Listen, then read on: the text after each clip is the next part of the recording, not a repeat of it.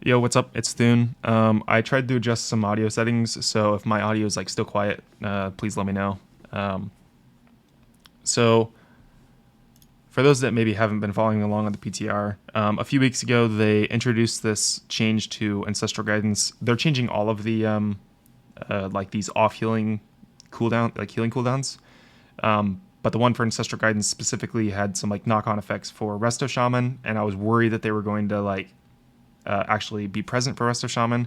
So I got sent this screenshot while I was at work, just like stating like the cap, and this is in Resto spec. So as soon as I got home, I logged into the PTR and just wanted to check, if they were actually like capped out. Let's see. Yeah, it was right here. So when I casted this, I had 569,000 HP. I don't have an exact health number, but 20% of that, which is now the AG cap, is 20% of your health bar, is like 113,000. And you see it did 112,629. So like probably some rounding differences because like health. So it did exactly 20% of my health bar. So it does indeed.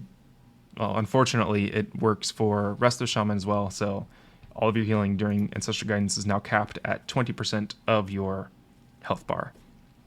And I wanted to see just how often that this would actually be like relevant on fights for us. So I went through. I've not been in like every single fight so far, but I went through my Forgotten Experiments kill and Siskarn kill from this past week. My Forgotten Experiments, I did 6.4 million raw healing with Ancestral Guidance, and I would have lost, I think I wrote it down here, I would have lost 1.2, almost 1.3 million healing from Ancestral Guidance from this change alone. And essentially all I did was went through, selected Ancestral Guidance, looked at my health bar, and then took 20% of that. And then any events that were over that cap, I just like removed that healing essentially.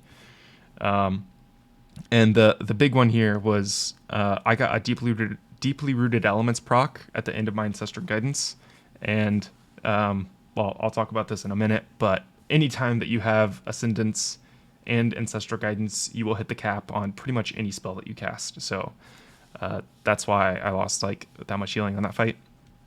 And then I lost, wrote it down here, 461,000 Ancestral Guidance healing on Zisgarn.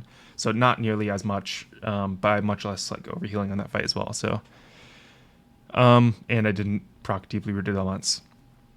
So this has cascading effects for Resto Shaman though, because all of Ancestral Guidance healing feeds into Cloudburst Totem. So 36% of Ancestral Guidance healing will feed into Cloudburst Totem. So that's like a large contribution for Cloudburst currently is like how much do you do during AG, and then if you can get healing out of that obviously is another story. But yeah, so now because Ancestral Guidance will be healing for much less, then Cloudburst Totem will heal for much less, which is unfortunate.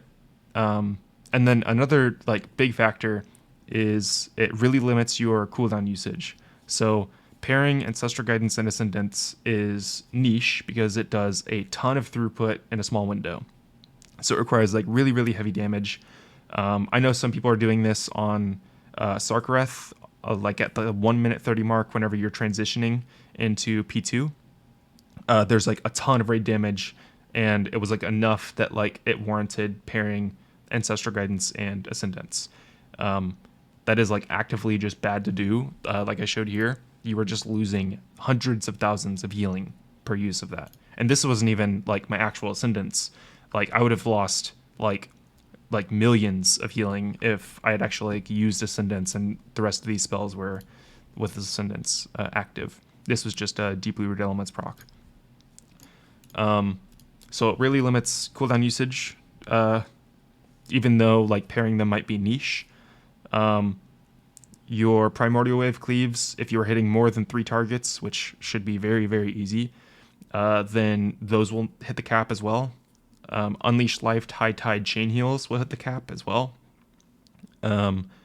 unless you're doing some like weird stuff where you like summon your earth elemental for like more HP, or like giving yourself vigor right before you go into like ancestral guidance, which is just if that's how you're supposed to get around this cap, then that's just really cringe.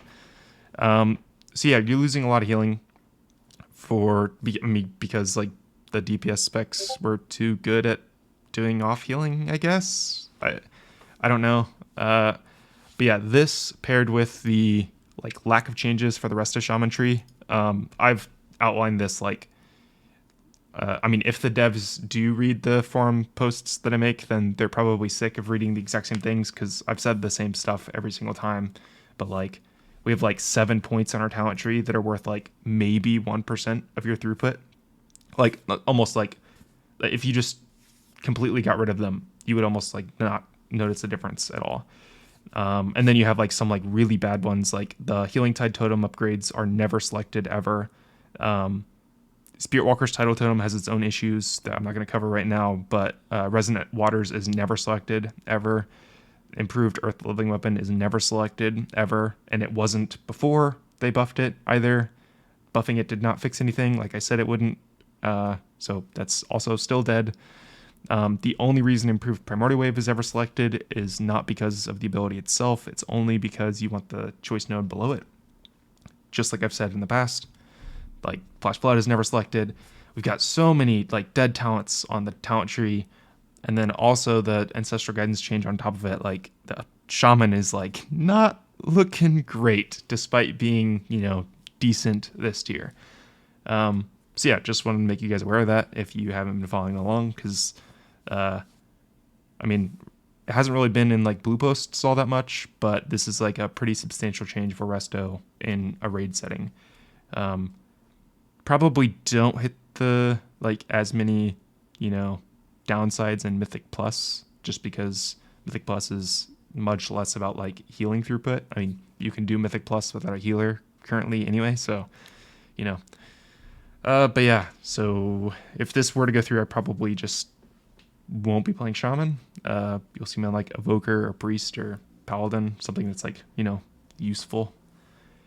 But yeah, I'll catch you guys later, maybe, if I ever play Shaman again.